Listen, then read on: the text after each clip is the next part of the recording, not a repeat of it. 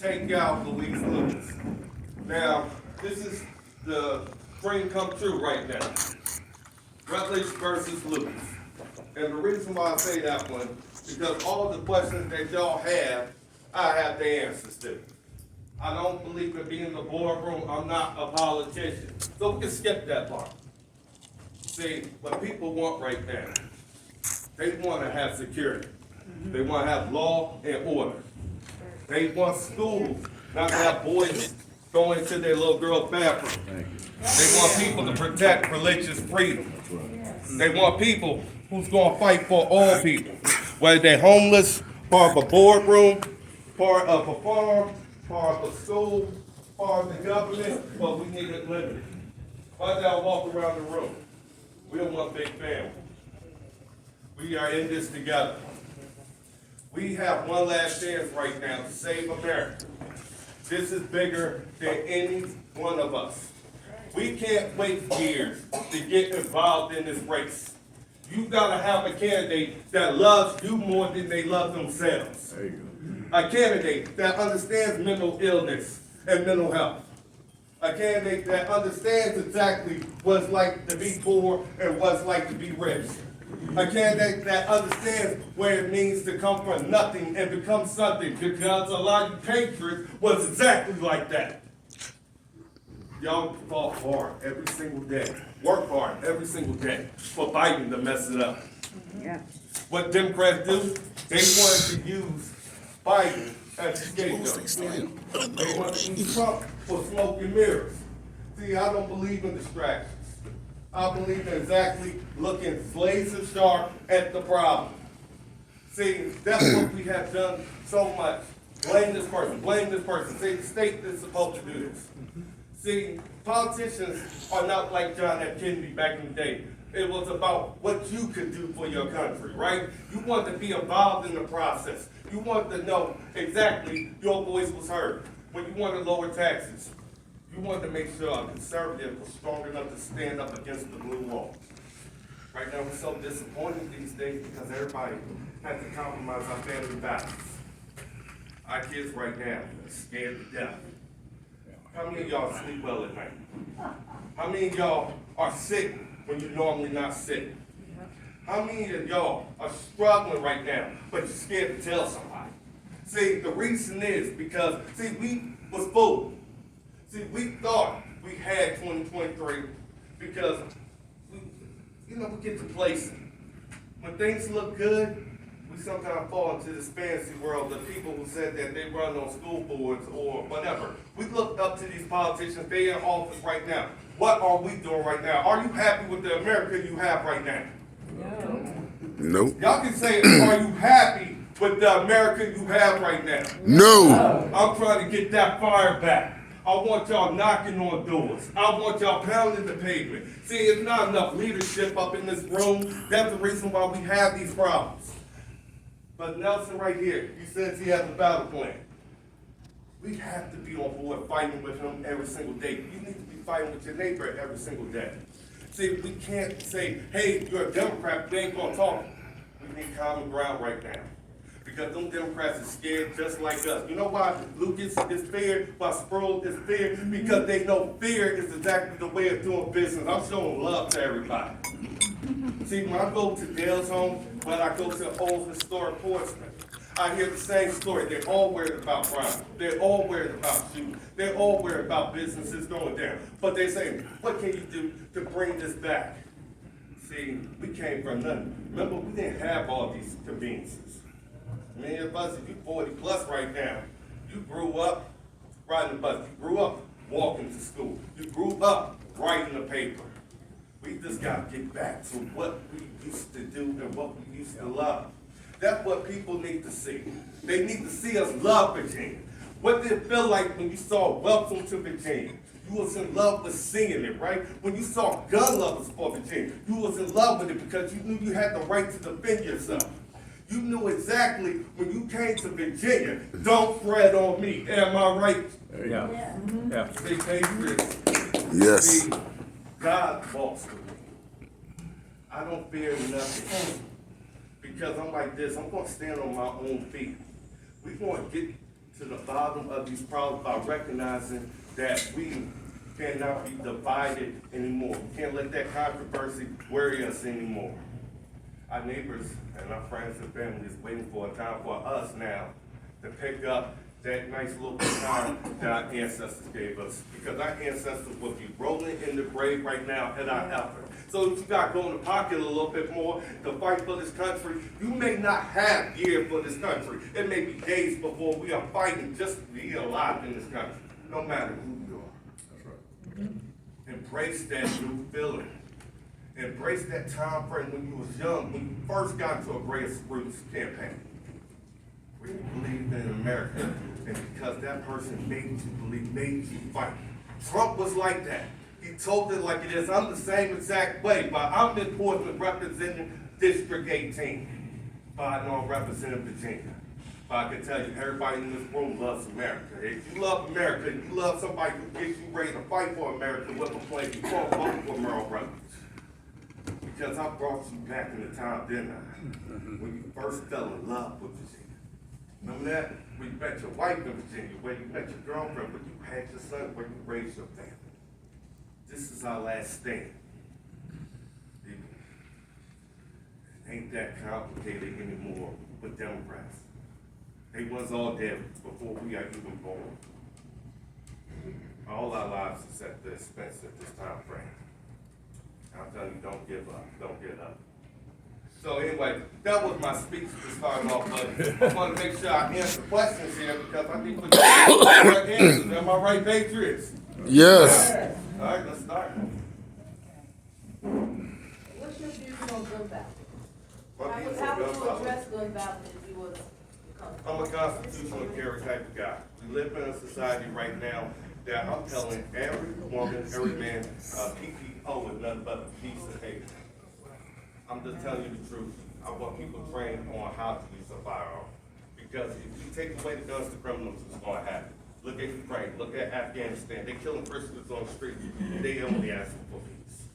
But I want my district to be strong. I want home invaders to know we respond back by having a stand your ground law that actually works for the people, not for the criminals. I want our kids to know the meaning of when you fight and when you don't fight. I don't care who you are. I want brothers for the right to defend yourself. So if the kid wants to learn jujitsu, karate, or whatever, they have those means to learn how to be disciplined in what they do. Not this indiscriminate, uneducated nonsense that we have going on.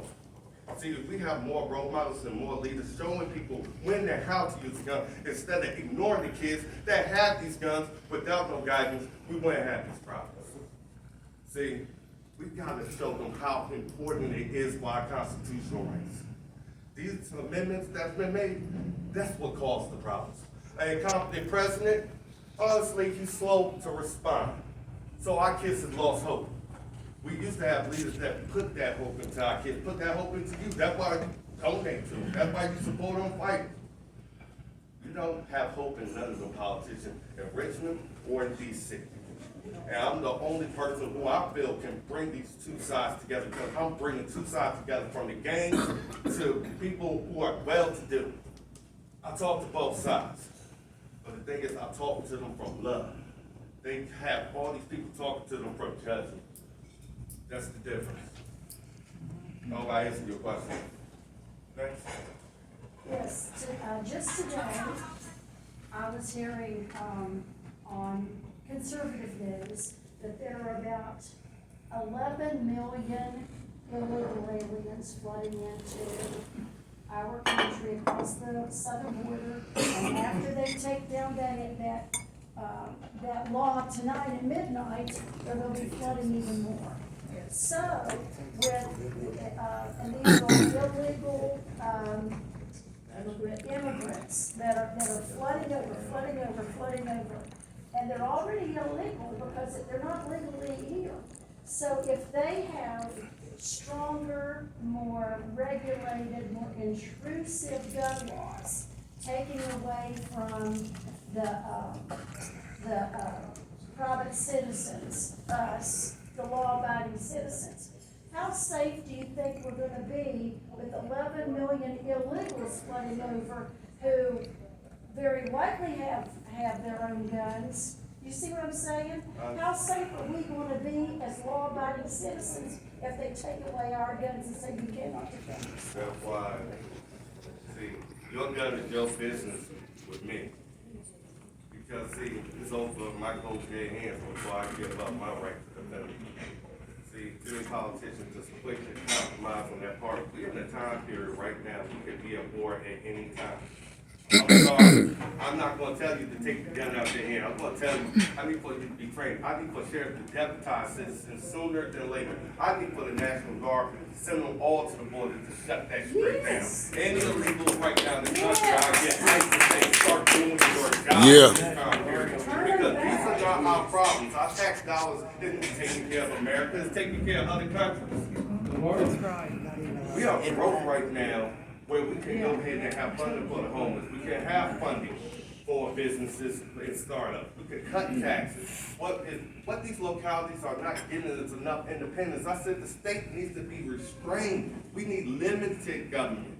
See, localities need to have more ordinances and more power to control exactly how their areas run. Who knows the area best? The locality. And we keep interfering in their business. See, right now, there's a whole lot of tax assessments and so much money that's in these governments. And guess what? They're not going after it because people in their pockets. You're right about that one.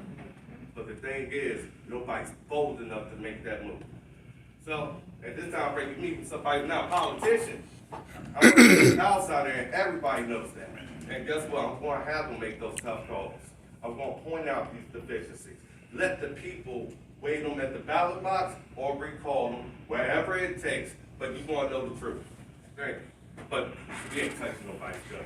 Like I said, stand your ground laws going to be there, you know, a little extras there just to make sure people don't have to have the split-second decisions weighing on them too much. Because right now we need for people to be able to defend themselves without worrying about a liberal prosecutor. Thank you. Merle, question for you and for Tony, just in general. In your life, in Tony's life, when you had a struggle, something tough, something difficult, how did you solve it? How did you overcome that difficulty? That's the both of you guys.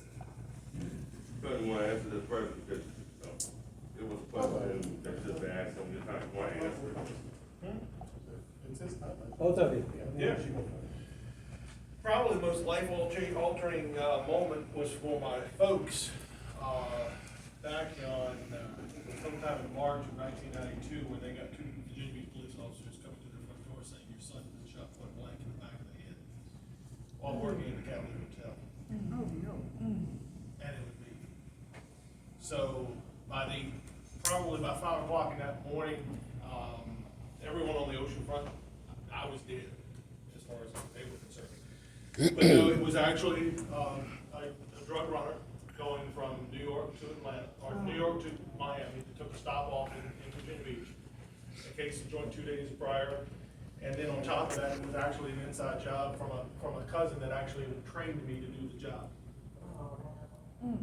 So, not being a person who owns a gun, I know it's important to have a gun because it protects the lives of loved ones and also yourself and your person. I would never take that right away from anyone. I was thankful because I had friends on that police force down there that were able to attend to me. But when I came out of that, I was still conscious, obviously, when I came out of the hotel, and there were 32 police cars in the parking lot. And they said it was just like a swarm. And they hit that hotel, and they caught those guys basically by just the basic description that I gave them, and they connected the dots by everything that I gave them. Because we had no cameras at that time. So I can honestly say that was probably the most pivotal point of my life to turn around and actually recuperate from that. It took me about a year to get back into public spaces with people around me, and I recuperated and went straight to work at the Norfolk Botanical Gardens, where I met my wife, because I knew that was what I needed to help myself internally to get back into public view. And here I stand today. Telling this story only because I say this, we have bad people out there that we need to stop from doing things like that. We need to stop it, and that was 1992. and it's 2023, and it's getting worse, and we need to make sure that we solidify the proper law enforcement, the proper laws to protect people's rights when it comes to guns, so they can protect themselves. And I'll be there every step of the way, because I've lived it personally myself, and I don't want anybody ever to have to live that again. Like I say, there's two, but I'm gonna bring up two because they relate to the same exact thing. 2018 Danville riots, officer involved shooting.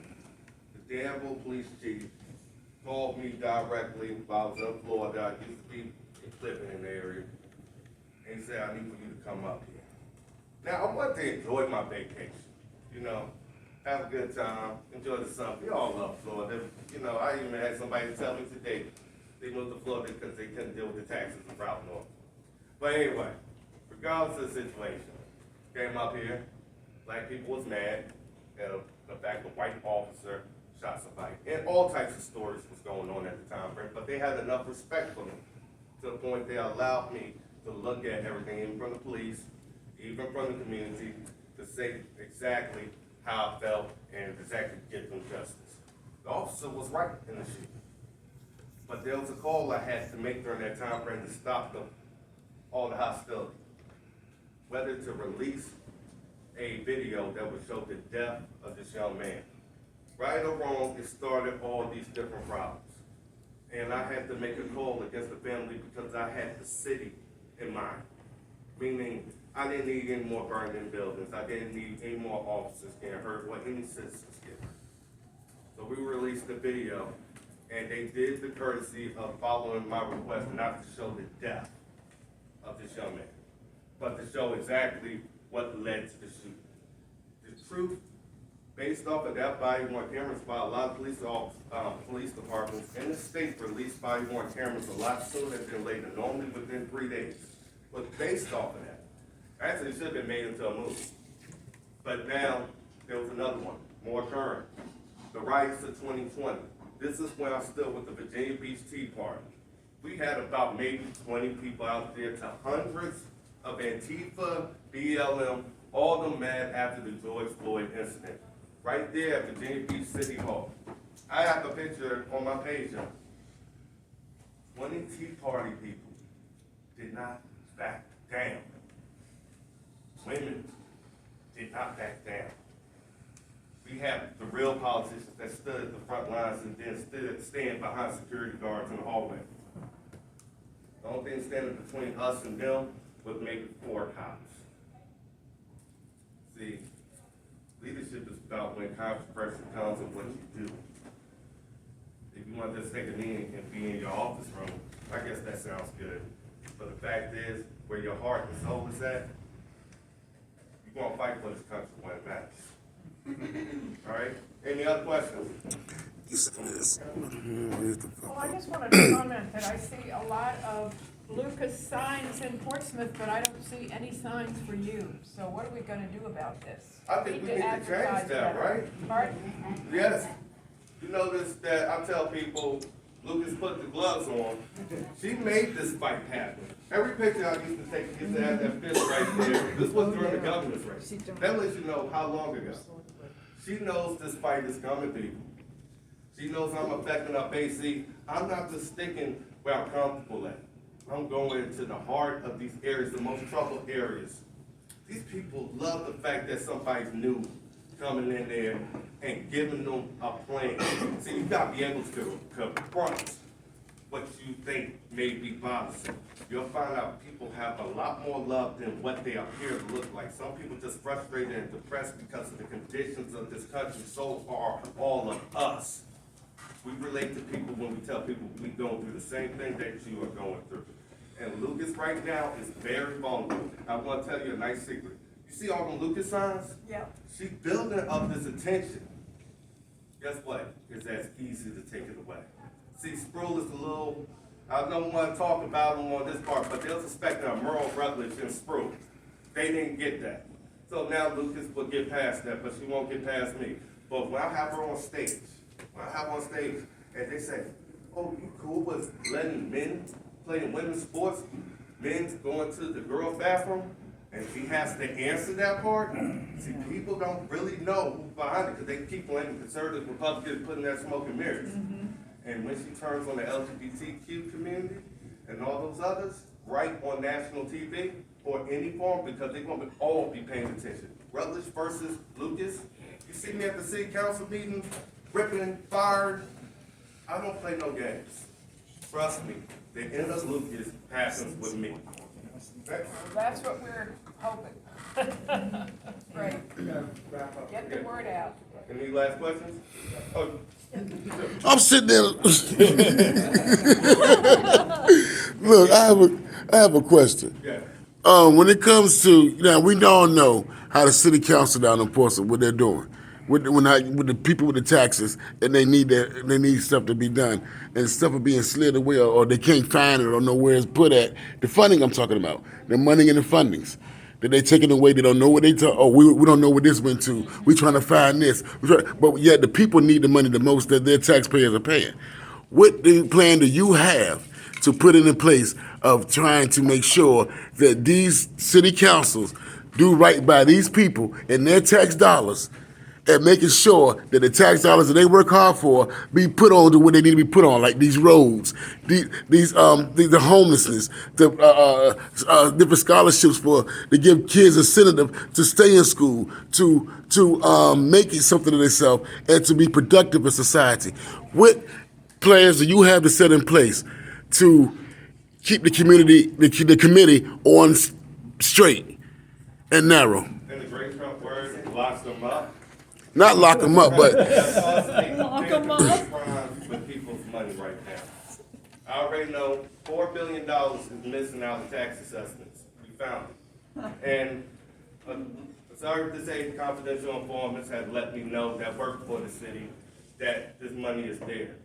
Like I said, Portsmouth will have to do a state of emergency locally and deal with the financing and have an audit that's outside and independent. Honestly, I could find this money in 30 seconds. is there a way you can set a committee up? Is there a way you can set a committee to watch a committee to watch the committee? Basically, what I'm saying. Well, you want it outside. Outside committee to watch over the city councils to make sure the tax dollars go to where they're supposed to go to and not take from the people. Because they work hard for their money. And I know they're irate. I know they're angry. And I know they want their voices heard. And as you been, and whoever becomes the new District 18 Senate is going to have to be heard, not little Bo Peep quiet sheep, but you have to be heard. Because if you don't, they're going to walk over you. Yeah, the thing is, you can have people walk over you, or you can still keep your focus on exactly getting the job done for the people that ain't them. I'm here to serve everybody, but at the same time frame, $1 billion could plug in the holes, give funding to small businesses, take care of the the Portsmouth paramedics and EMTs, hire more officers, help out with making sure people stay in their houses by giving out rental assistance, also making sure the people who need it most have grocery assistance, because hunger brings crime. Exactly. So I would tell them to raise their debt ceiling by 10%. They operate off a 90% limit at this time period. And then make sure that the people who wasn't getting taxed paid those monies back. And make sure we can put ourselves back at 90% and focus on pandemic-related relief that the government basically ignored and said, fend for yourself. Most people know that we fight for them, they're going to continue to fight for us. God bless you and God bless America. Thank you.